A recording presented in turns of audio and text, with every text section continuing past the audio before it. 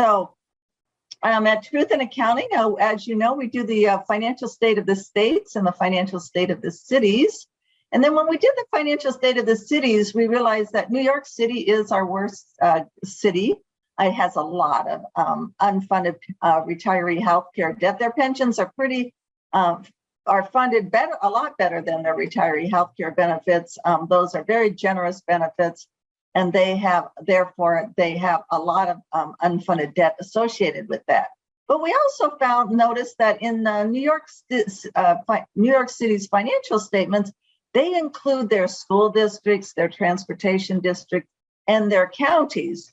Where when we went over to Chicago wasn't as bad as New York, but then they were not including their school districts and their counties. So what we found is once that debt related to that was added to our what we call taxpayer burden, which is each taxpayer's share of the debt, that Chicago, if you include the state debt, was actually worse than the city of New York. So for example, and I'm going to look a little bit right, that's where I have the data today.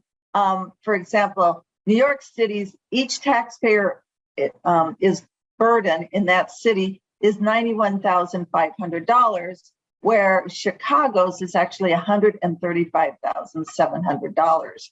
And we just feel that, taxpayers should, it's kind of, hey, we had to find it, seek it, spend hours and hours digging through what the governments call their underlying entities' financial reports to find this hidden debt.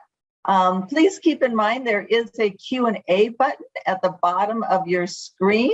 You can click on that. Please put in your questions. So we want it to be audience participation today. We'll give you gold stars if you do participate. So please put in your questions. And I am so happy to be joined today by Patrick Tuohey, who is our expert today. He has worked in public policies for years. And since he doesn't like long introduction, I'll just say that he started the Better Cities project. And so I guess we'll start with that. Why did you feel a need to start that project? And I know you're going to talk about the importance of transparency to governments. Well, thank you so much. And Sheila, I have been such a fan of TIA for years. I have relied on your reports to try to demonstrate to people in cities and the state where I live, Missouri, about the real danger of debt and lack of transparency. So I'm grateful for your work on our behalf. I'm on all of our behalves, and to be with you today. So as you said, I've worked in public policy for a number of years here in Missouri, and spent a lot of time talking to cities, talking to state legislators about what the challenges were. And one of the things that I found is we spend an awful lot of time talking about the importance of local government, but then policy researchers often don't talk to the leaders of local government. And so my partner, Greg Brooks, and I identified that as a need. And so a few years ago, we founded the Better Cities Project. And our premise is that the men and women at the city level are the front lines of public policy. They are busting their butts to try to make cities work for all of us. And sometimes they don't have the time to go out and see what their peers are doing in other cities, what is working, what is not. And even if they did want to look for that, it isn't clear where they might go to find it. And so we try to collect the best public policy research out there and apply it to cities. We've written, of course, about housing. We're preparing reports on police reform, but really it's just to identify that certainly what COVID underscored for us was that cities have a great deal of power over our day-to-day lives. We tend to get distracted by state politics or national politics, but really it's the men and women around us in our neighborhoods that we rely on for well-working cities. And so Better Cities Projects wants to talk to them directly. One of the other things I like about talking about municipal policy is that it is often non-ideological. What matters is whether or not the streets are plowed, whether the potholes are fixed, whether the street lights are running and the neighborhoods feel safe. And so it is very easy to demonstrate whether policies are working or are not working. And that's another reason why transparency is so important. And then one of the things that's absolutely most important for me to want to remind citizens and local leaders is that nobody has a greater incentive in providing effective policies for cities than the people in those cities themselves, right? So the woman who runs the public works department, she has every incentive to make sure the streets are repaired. And it's not just because it's her job, and it's not just because she has to drive on those streets, but it's because everybody on her block and in her social circle knows what she does for a living. When they hit a pothole and they see her, walking around the neighborhood with her dog or something, like, they might say, like, hey, what's going on? And what it's important for policymakers to understand is that those people face oftentimes a great deal of pressure, face obstacles that we're not aware of, to doing what they really want to do. We can't just assume that everybody who works at government is corrupt or inept. We've got to understand the circumstances in which they work and work through them, because I believe ultimately they want to help their cities. They want their cities to thrive, and kind of throwing papers at them isn't enough. We've got to meet them where they are. We've got to understand their struggles, and then we've got to speak directly to them with policies that affect them. And that is why I'm such a fan of TIA and transparency, because the first thing you have to do in order to solve any problem is to understand it. And oftentimes, we don't truly understand the problem or the scope of it. And I think with transparency, it's a good example of, it's not necessarily that someone has set out to obfuscate or hide numbers. It's just that as governments have become larger over time, as cities try to get involved in more and different types of programs, the patchwork we use to track those numbers becomes more and more difficult. And again, your reports are a testament to how difficult it can be. And it wouldn't surprise me if a lot of people at the city level, elected and career, don't themselves have a full grasp of where their city stands financially. So that's a little bit about BCP. Again, we observed that the work that people at the city level do is really important, and we ought to be coming up beside them and working with them and helping them help their communities. Well, great. Well, thank you so much for promoting our reports and using those. We spent a lot of time digging through the numbers, and we appreciate you transferring those. I know you forward them to a lot of elected officials. So now there is a lot of discussion about the need for transparency. And what does that actually mean to this whole? There's a lot of quote meaning to our transparency. What does it mean to you? So I think you're absolutely right. It can mean an awful lot. Some people think of transparency as making and responding to open records requests. Some people think of transparency as simply opening up a website that puts your checkbook on there, your financials, and those are important. Transparency can simply mean, open records, or open meetings. And, when you're negotiating contracts with public employees, those meetings ought to be open. And all three of those things are vital aspects to transparency. But I want people to think of it more as kind of a culture. So a culture of openness starts from the top, and it says, in order to provide the best service to the people we work with, our assumption should be that everything is open. All these meetings are public. I think one of the things that you realize when you first get elected to office, and I have never been elected to office, but this is what I hear, is that candidates run on one particular thing or two particular programs, and then if they win, they're suddenly presented with the vast complexity of a city, and there are all sorts of requirements of them that they don't come to with any background, right? So they may have run on public works or fixing potholes, but all of a sudden now they've got to deal with debt, right? Or they've got to deal with the pension system, and they don't have a background for it. And transparency can help them better understand what's going on in their own city. And I think when we kind of throw open the doors and let the sunlight in, we can benefit from the various expertises of the people in our city. Just to kind of, keep us accountable, but also to leverage all that knowledge among the public. But again, I understand if you're a city employee, transparency can seem like a burden. It can seem like just giving your opponent something to beat you with. And that's unfortunate, because there are so many aspects to transparency, which we can get into, which are positive. But I would argue that it's not just, again, an information response. It's not just a website.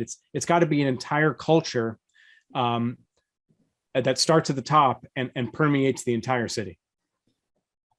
Yeah, I think so too. And some of the comments we're getting from our listeners is that there are often times where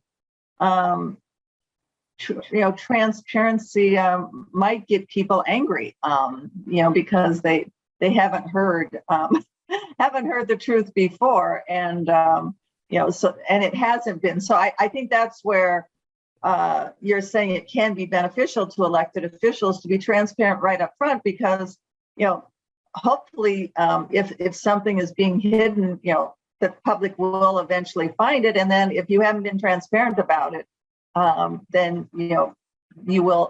Then the public will be angry that you haven't been transparent. So one of the studies I'm aware of, I think in 2014, looked at transparency in government and polled people about it. And what they found was that if a population believes that their government is transparent, it increases confidence. It increases the view that the city is, benevolent, even if those people aren't aware of that particular issue, right? So we want to know that government is open, even if we don't choose to pursue it. But I want to say I absolutely understand the frustration of local leaders, again, elected in career, because oftentimes people will say, well, how did you vote on this? We didn't know about this. And the people might say, look, we've been having meetings about this for weeks or months. We post them publicly. You didn't pay attention to any of that. And now that we're coming to a vote, now you want to slow down the whole process. So again, it's got to be both sides. I think a city can start off being transparent and being open, but the people have to rise to that occasion as well. But again, most people in our cities want to assume the best, want to go about their daily jobs, start their business, pay their taxes, and assume that government is running well.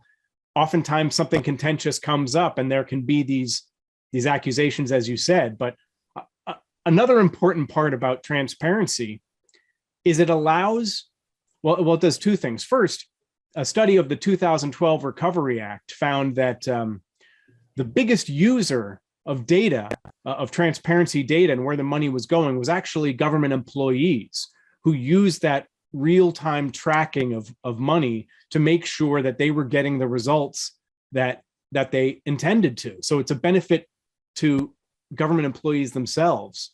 And the other thing is, you talk in your report about pension obligations and retirement obligations that city has.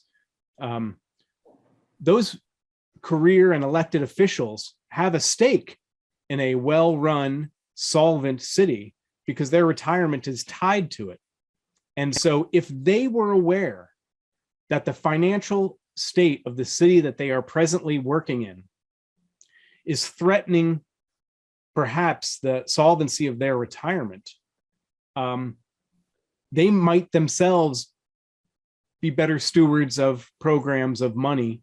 But again, too often what happens is We've built a complex kind of Rube Goldberg machine. We've clamped on all these different responsibilities, all these different activities. You talk in your report about cash accrual accounting, which kind of allows cities and states to get away with, I don't want to say fudging the numbers, but fudging the numbers. And so we've made it very complicated, even for somebody who on the inside wants to understand what's going on. So again, it's a benefit to, if you're a city employee, it's a benefit to you to be able to increase confidence of the people around you in your job. It helps you better do your job. And it can help you kind of protect your investment in the city's success long term. Oh yeah, definitely. Yeah, I am surprised that the employees are not more concerned about their pensions and especially their retiree healthcare benefits.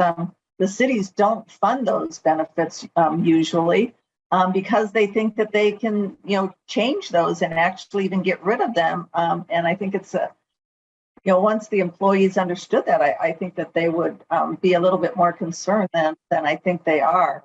Do you have examples of how transparency, a specific example of how transparency has helped the city in your experience? I suspect that when we were, last year when cities were dealing with their, COVID-related economic distress, and we're kind of looking at their numbers and making very difficult decisions about what to cut, what to grow. Anecdotally, I know a lot of them were kind of shocked by the state the city was in. And as you said earlier, nobody wants to be the messenger of bad news, but it's really important that cities kind of understand where they are. I'm thinking about what Anaheim is going through right now. Their mayor just resigned. There's a scandal about, selling the stadium there and looking for kickbacks. Decades ago, Orange County went through what at the time was the largest municipal bankruptcy at $2 billion. But just a few years ago, Detroit went through an $18 billion bankruptcy.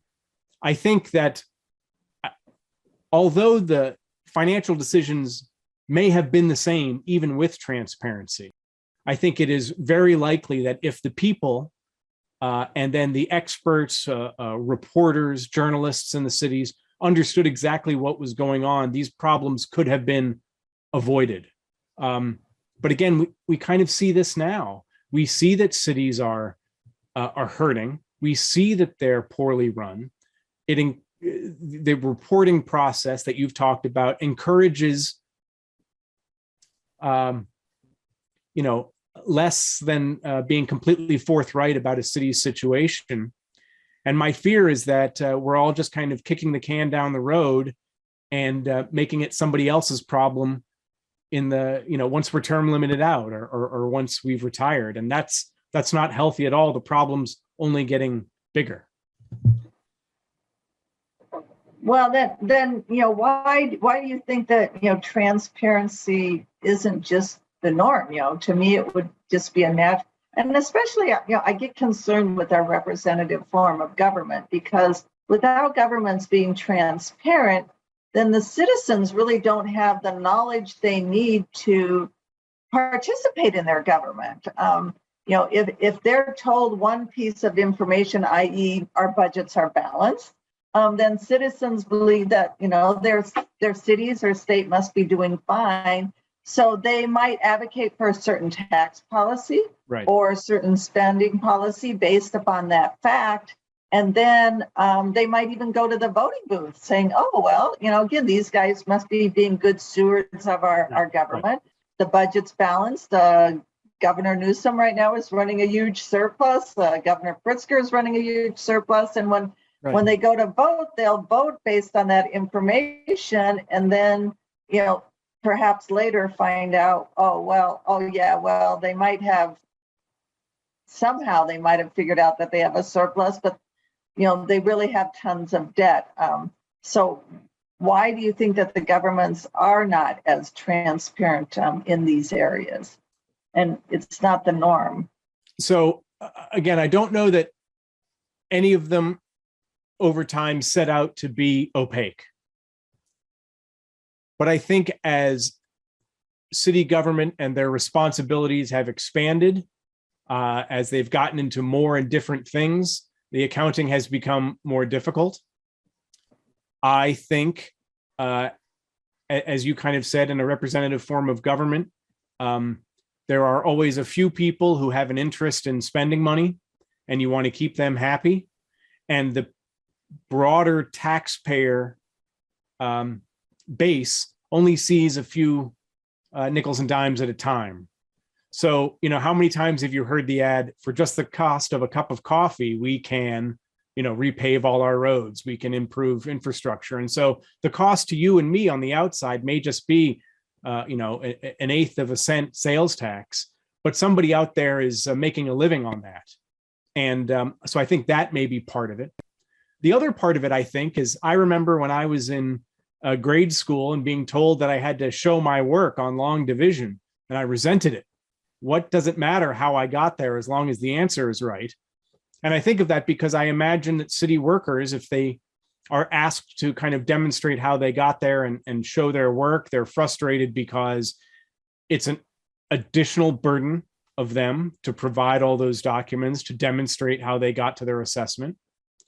I think part of it is a view of the public that, this isn't your expert, like kind of what I said earlier, this isn't necessarily your expertise. You kind of don't know about this. Just trust me, we'll take care of it.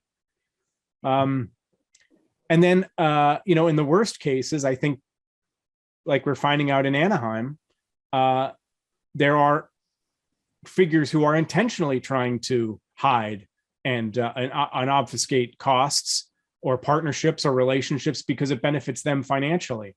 And so again, if we start off with a culture of transparency where we assume that everything is going to be open, everything is going to be provided and easily accessible, then we don't necessarily require in the moment somebody to go back and show their work, right? Because they've been doing that all along.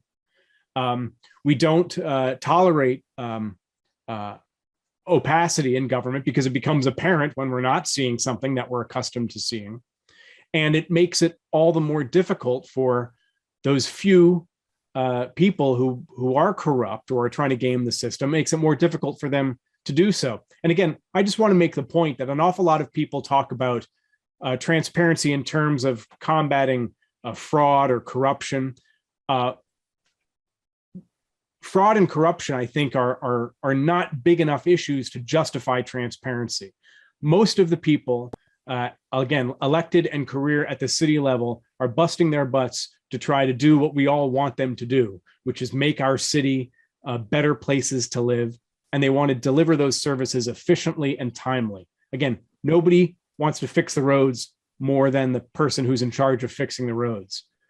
But over time, again, as cities have become more and more complicated financial organizations, that they have taken on more and different responsibilities, we've ended up with kind of a patchwork. We shift funds around, and that can become very, you write about what it becomes. It becomes very opaque. It becomes not very transparent. But again, it's not because there is an evil cabal in a smoke-filled room back there that's trying to ruin everything. It's just kind of a gentle process. And part of it are the voters who maybe have been told things are okay when they're not, or are too willing to believe perhaps that things are okay when they're not, who just think that local government can be everything they want it to be, when really the responsibilities and the duties should be very few, right? Fix infrastructure, provide for the public safety, provide for a court system, pick up the trash, plow the streets, and kind of leave it at that.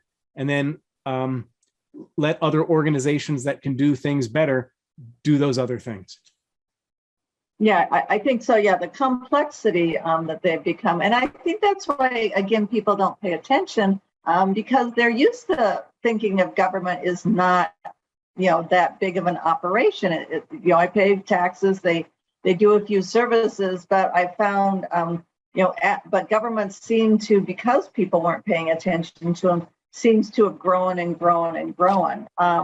And the these underlying entities that we found in our combined taxpayer burden report, for example, the city of Chicago, I'm looking at their report, our report for them right now. You have the city of Chicago as a financial entity, as a corporation, but then they also have underlying government, the school districts, the transportation district, the park district is a separate entity that has its own debt, the water reclamation, the community colleges, the Chicago Housing Authority. All of these entities have been created separately. And I think some of it relates to where the government's Chicago might have had either you can't borrow, some governments have where you are limited to the amount that you borrow, or they go to the markets and they can't borrow anything, so that they open up these other entities, and right. Therefore, so for special projects like housing, and we'll go ahead and have that entity borrow the money, and we'll give them taxing authority, and we'll have some control, but not quote complete control. So they'll be handled as a separate entity, but unfortunately, that makes it even more complex for the citizens to understand their finances, the government's finances. I think of economic development incentives where well-meaning people can argue past each other truthfully. And it's because we don't kind of have a holistic understanding of how this money is coming in. People will say like, well, we're not using public funds. I'm like, well, you're allowing for this company to not pay the taxes they would otherwise pay, so that they can develop a project that you want them to develop. So it's not just spending money, it's money that doesn't come in the first place. You're absolutely right. We set up all these different agencies with vague rules or different rules that govern them. And then I think sometimes of a development that will take on bond debt. And, in Missouri, for example, municipalities are not allowed to take on long-term debt, anything more than a year, but they will say in these bond issuances, the city will pay annually as it can. And what they really mean to say is we are kind of accepting a long-term debt, but we can't commit to it. And so again, it's sort of like an off the books commitment that the city has made to this private development, which, is not allowed legally, but it's sort of a wink and a nod. We'll take care of you. We'll be there. And so I don't even know how you would track that financially, because it's not going to show up on any spreadsheet anywhere, except when the development threatens to default on its bond payments, and the city then has to pick up those payments, even though it's not legally required to. So it is a mess. It is an absolute mess. And it's not just a matter, I think, and you're the expert on transparency and finances, but I would imagine that it's not just a matter of pulling together all the information that's out there, but it's a matter of saying, let's go back to the drawing board, guys. What are our terms? What do we mean by these terms? And let's stick to them and make accounting so much more easier, rather than, I imagine TIA, when you're putting these reports together, kind of running around the city from agency to agency, getting booklets and binders and running them back and trying to put it all together, it's almost too late when you're doing that. If the city doesn't have a standard, simple, agreed upon set of definitions and standards. Yeah, and well, they do, and that brings me to one of our questions, where surely someone has pointed out that these issues exist, and the set of standards are set by the Governmental Accounting Standards Board, and have what is their position on should these governments be consolidated? Should the public know more about these? The Governmental Accounting Standards Board even has, if you look at city and state finances, they have the primary government, and then they have these discretely presented component units, which are also different authorities that aren't included in the primary government numbers. But that's how GASB has done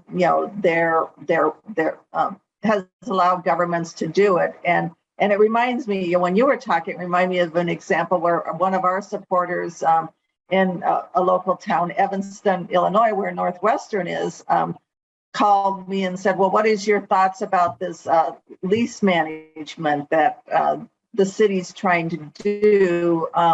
Because they, in Illinois, there is debt limits for cities and how much they can borrow, but you have to go to referendum to the voters before you can issue debt. So the city went to the voters of Evanston to issue debt for a new school, and they failed. The referendum failed.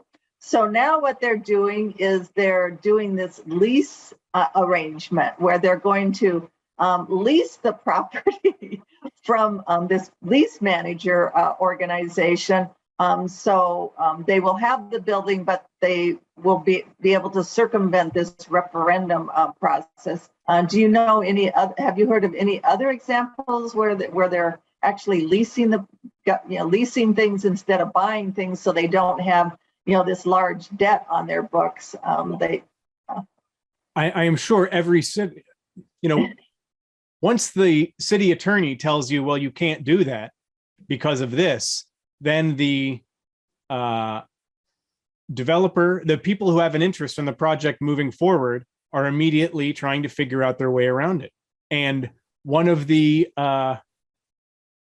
truisms, perhaps, in local politics is that a development attorney is always better at her job than the city attorney is, because they just have so much more incentive. Right.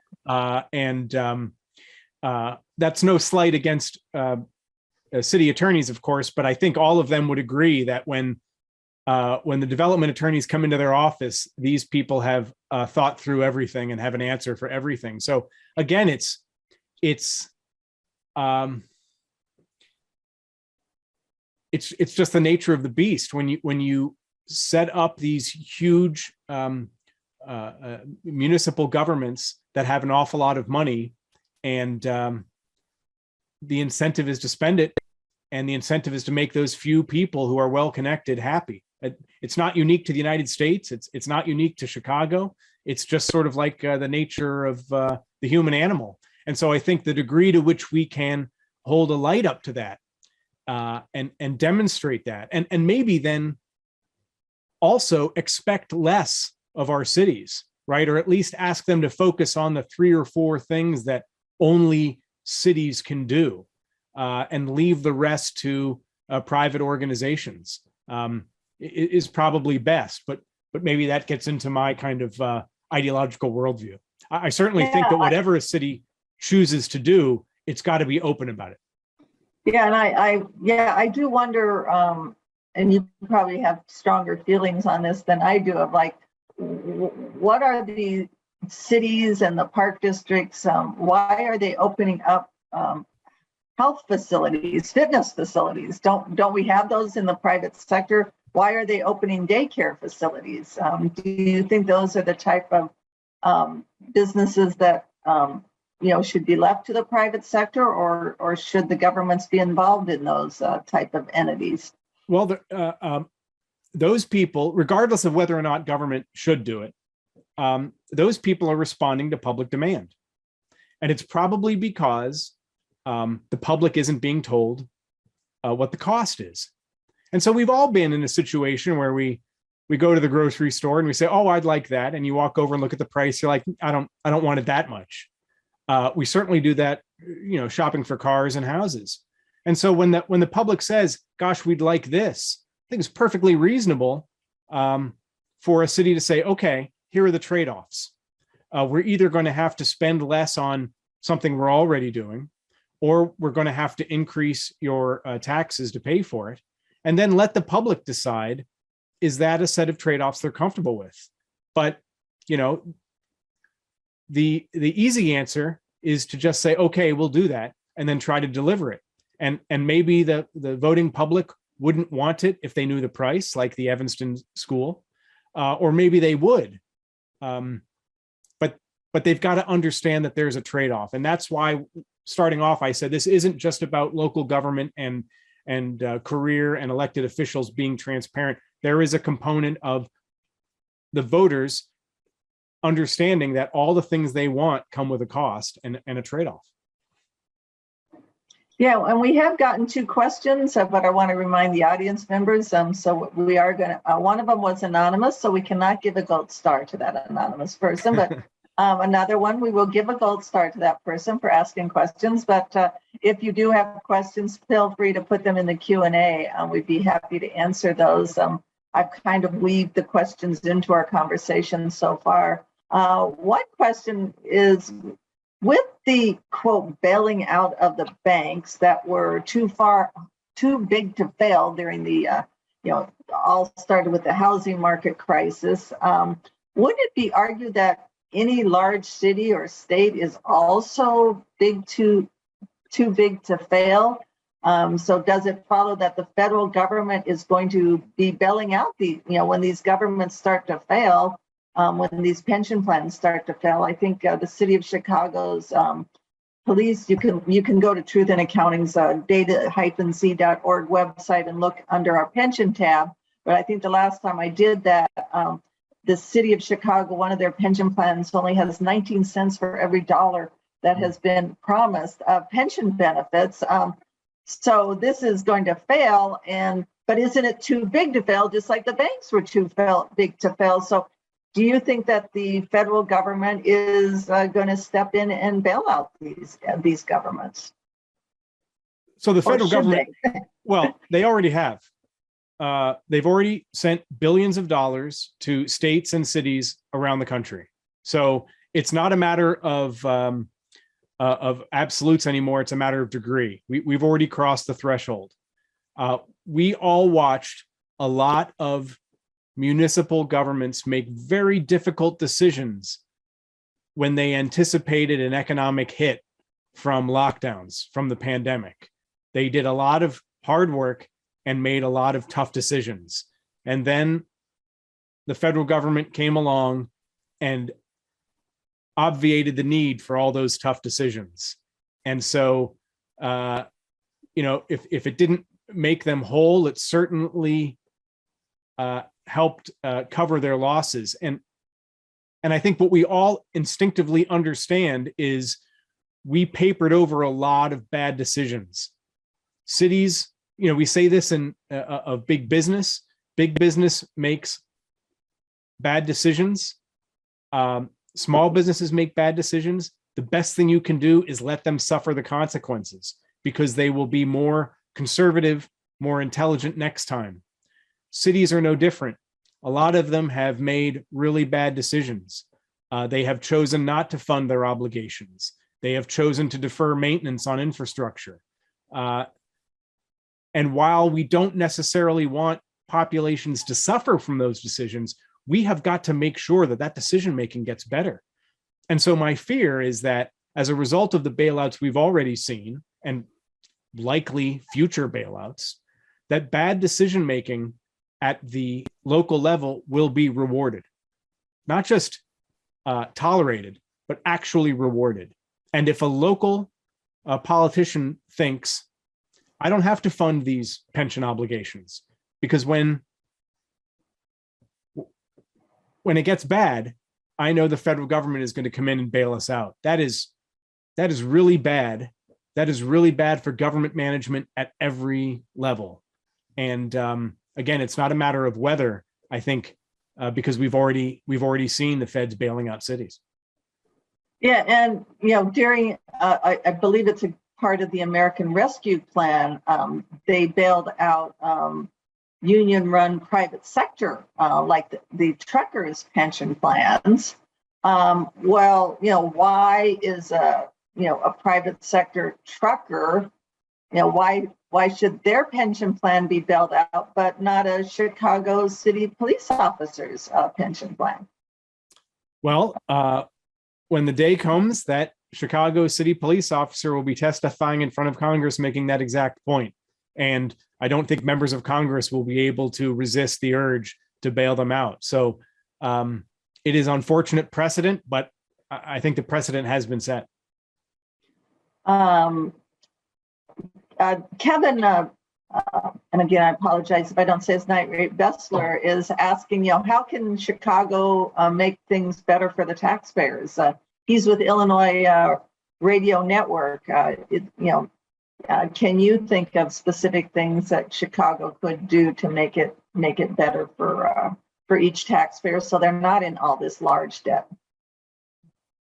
Well, again, I live in Kansas City, and one of the things I struggle with is, if a city wants to make bad decisions, who am I, living across country to stop them from doing it? There are some cities that are going to vote. I'm sorry to interrupt you, but I would say you just made the point that there is because Right. If the federal government's going to come and bail them out, then yeah, you should be involved in that decision. Yes, no, you're exactly right. So my answer to Chicago is the first thing I would want Chicago to do is understand exactly where they are. Chicagoans should understand exactly where they are. What are their concrete obligations? Of every dollar that come in, how much of it is, already spoken for, which, by the way, is one of the fascinating things in, if you get involved in any kind of city talk about we want to spend money on this, is when the city manager or somebody in finance says, look, we don't have the X amount of dollars you think we do, because 80% of it is already committed. That's not flexible spending. We actually have much less say over where we're going to spend money. But the first thing Chicago needs to do is absolutely understand where they are, and publish. The city itself probably needs to put its imprimatur on a report that says, here's where we are, here's how bad it is, and then here are 3 or 4 options. And the people of Chicago can decide if they want a robust, many-headed government that provides all sorts of services, some that you pointed out may be available in the private sector. But if they want a robust, big government to do all these things, that's fine, as long as they're prepared for the trade-offs, right? Either the cuts in services elsewhere or the increase in taxes. That is up for Chicago to decide. In Kansas City, when we are given that same report of how Kansas City is doing, we may be much more likely to recoil and say, oh my gosh, we're doing too much. So I think we can allow every city to act differently. And certainly Chicago has demonstrated a different set of priorities than Kansas City or elsewhere in the country. But that first inescapable step is to understand exactly where we are and cut through all these kind of,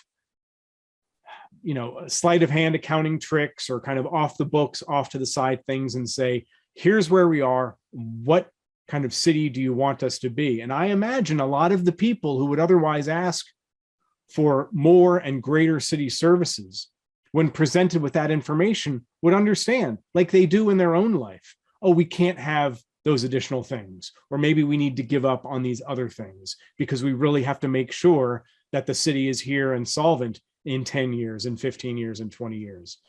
So that's not a satisfying answer, but I think every city needs to really embrace where it is. And that's why we do the financial state of the states and the financial state of the cities. And again, people can look at our data-z.org and, select we only do the 75 most populated cities. If you want your own city done, if you're not included, you can contact us and we can talk about doing a custom report. But what we find is when we present these numbers to elected officials, they are usually like, well, those pensions, we don't owe them right now. And it's like, well, yeah, it's like a credit card balance that you do owe right now.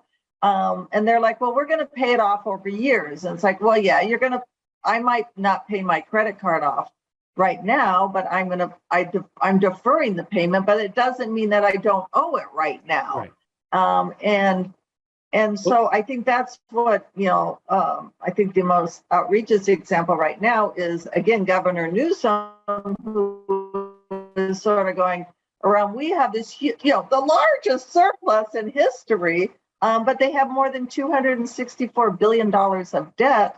They're not even pre-funding their retiree health care debt. So the true cost of government is not included in the budget. And so they can pretend that they're balancing their budget. And that's why we propose fact-based budgeting, which is this full accrual calculations and techniques. You have to include all the costs that you're incurring, not just so, oh, we're going to pay that later so we can kick the can down the road and we can spend money now.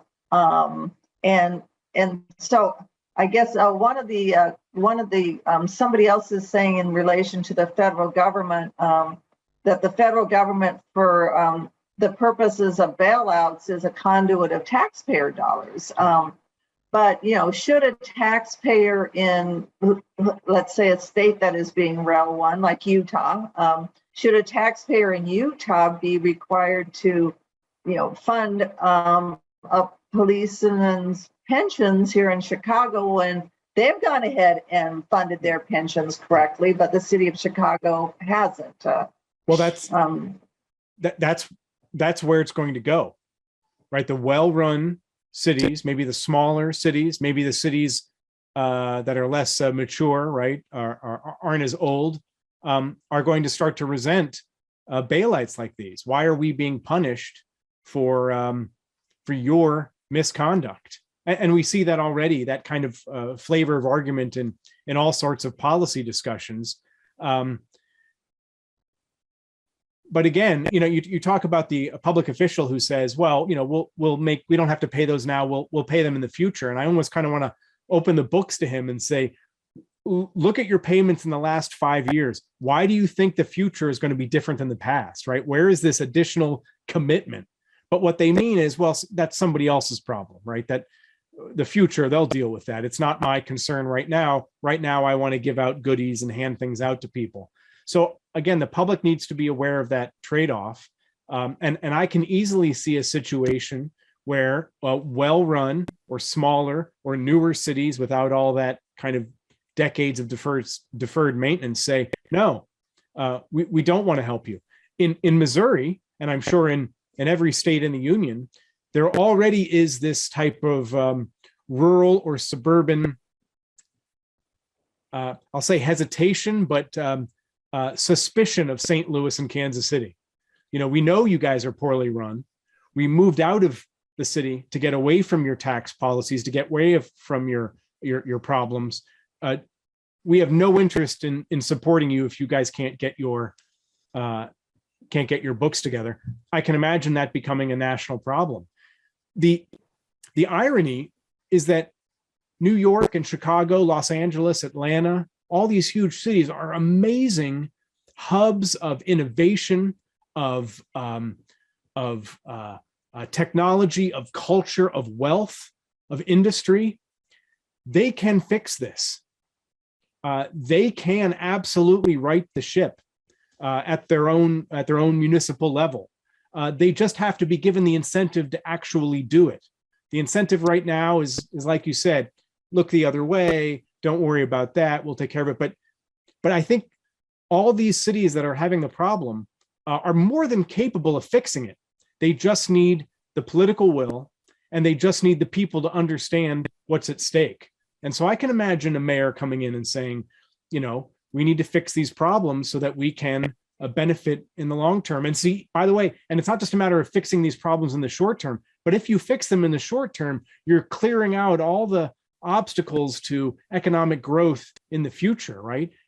People can build more easily. People can invest more easily if the city isn't having to deal with all this horrible debt and deferred costs. So it's not just a matter of a short-term problem. We can fix a short-term problem and see long-term gains, but we need the will.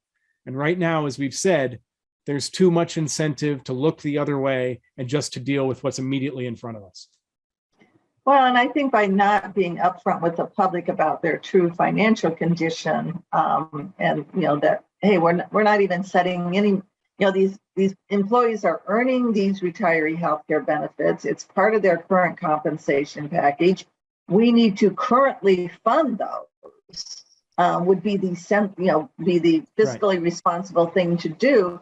But then when you get into a political environment, it's like, well, yeah, but putting money into a retiree health care plan versus other politically popular programs, you might have somebody who, let's say that you're elected, to the mayor of Kansas City. You might go in and go, oh, okay, we need to, do these fiscally responsible things, but then you're not going to be able to give as many goodies away, politically popular things. So then, you'll have people run against you who don't care about that. No, that is.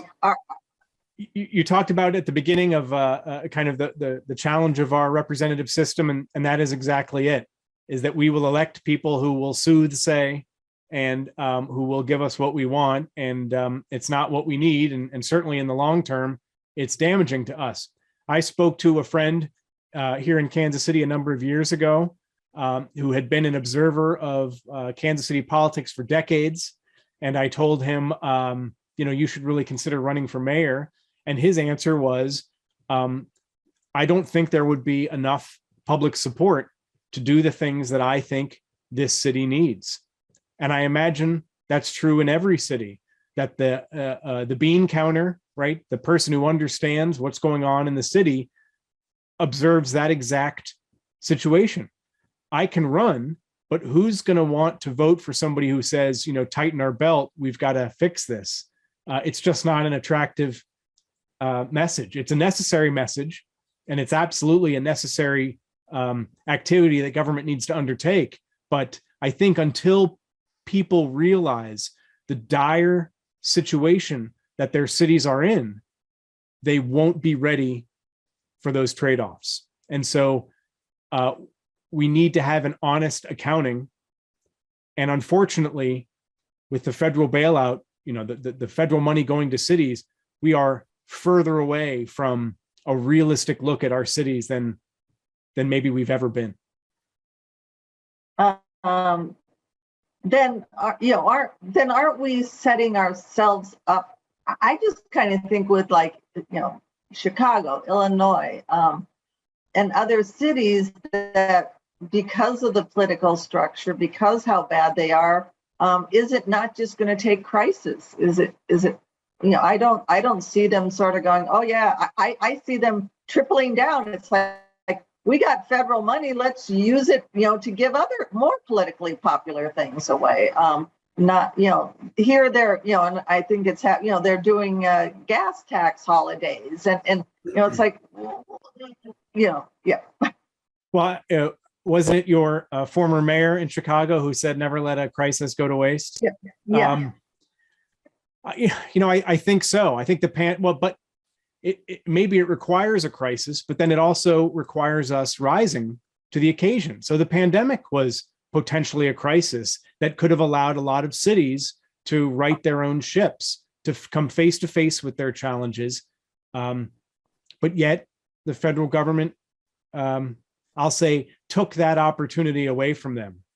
I think of the New Orleans school system, which was burdened with so many problems, yet as a result of Hurricane Katrina, a crisis, was really able to use that moment to kind of start from scratch, literally, physically, and build a school system that really served the needs of the students there. But it was because they were given a crisis and they took advantage of it. So as we've seen from the pandemic, a crisis isn't sufficient. It may be necessary, but there is no replacement for candidates and career leaders to have spine and to stand up and say, we can't keep doing this. There's no magic wand. I would push back and say that they need to have the spine to tell the public the truth of the current financial situation. But I think also it should be, the citizens and the voters should sort of go, hold it, we're in a horrible situation. I really, right. We can't afford these things. So I'm not going to vote for a candidate who, gives me all of these things.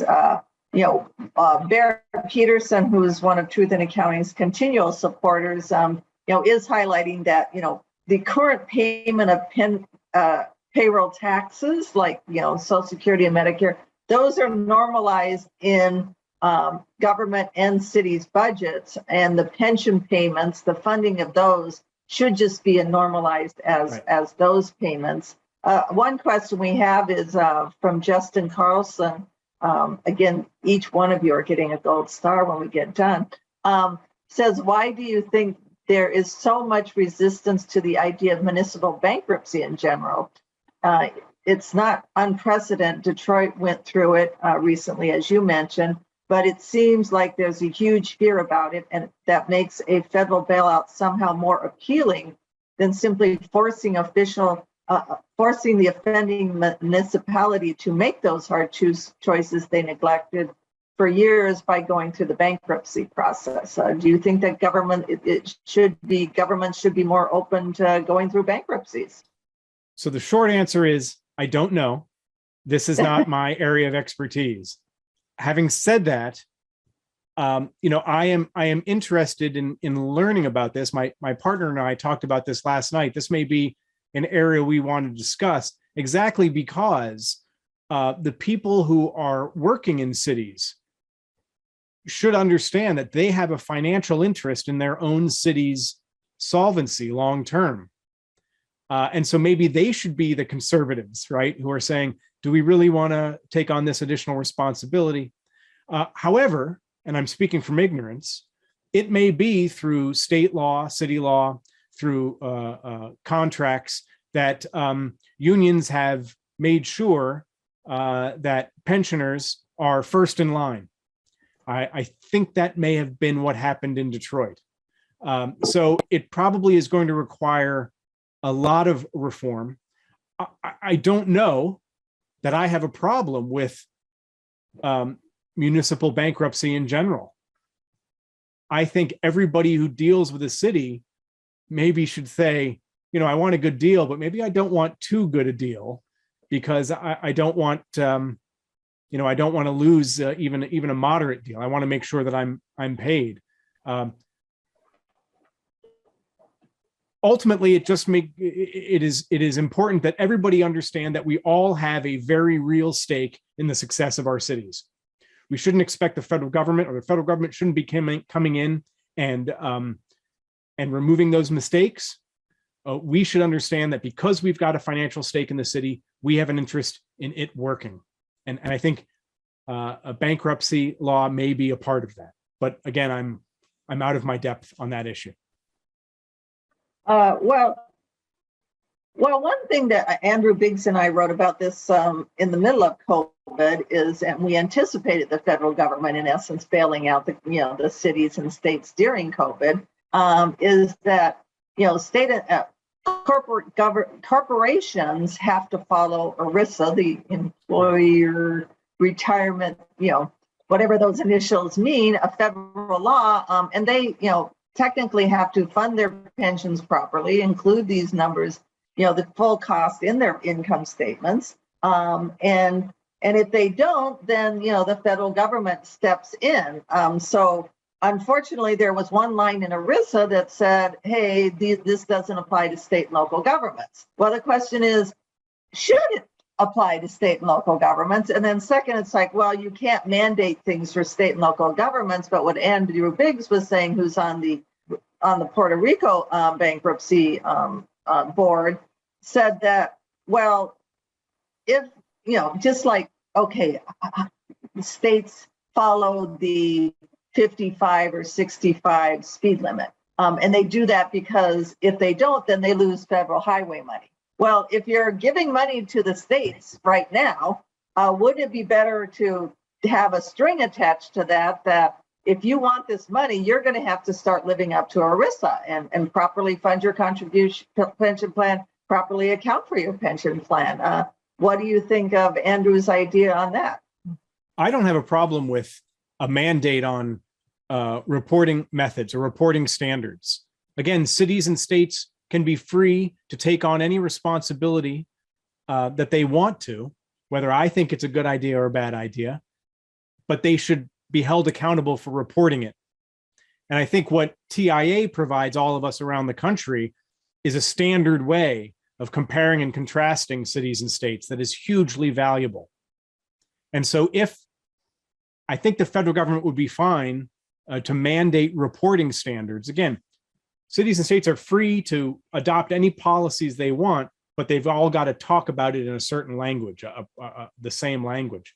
I think that would be fine. And by the way, I take road trips with my daughters every summer. You talk about speeding limit when the federal government said you don't get transportation dollars, which I think ended in like 1994. But I cannot believe that we were all required to drive 55 at one point. Going through South Dakota, it just seems crazy that was ever a thing. Yeah. I just think, we need, something needs to be done. And unfortunately, gosh, this has been such an interesting conversation that time has flown by and we've run out of time. I will note the people who've asked us questions, so we get their gold stars. And we will send you also a gold star for being our expert. But thank you very much. People, if you want to learn more about Better Cities projects, go to their website, go to truthandaccounting.org or data-z.org to get our latest report, the combined taxpayer burden, how much each taxpayer is on the hook for each cities. But again, thank you, Patrick, so much for joining us. Thanks to the audience for joining us. And we look forward to seeing everybody next time. Thank you. Take care. Bye.